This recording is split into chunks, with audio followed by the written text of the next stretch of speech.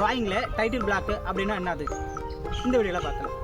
Hi bro, welcome to CNC skill Tamil YouTube channel. நம்ம CNC மிஷினில் turning machine ஆகட்டும் இல்லை பிஎம்சி மிஷின் ஆகட்டும் நமக்கு ஒரு டிராயிங் ஒன்று கொடுப்பாங்க.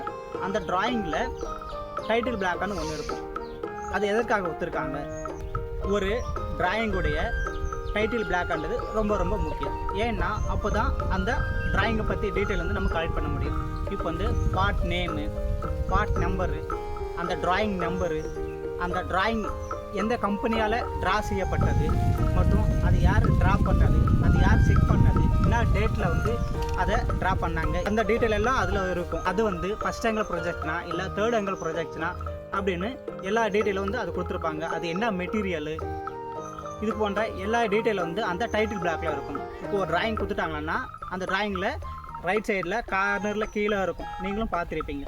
இதுதான் ஒரு டிராயிங்குடைய டைட்டில் பிளாக்.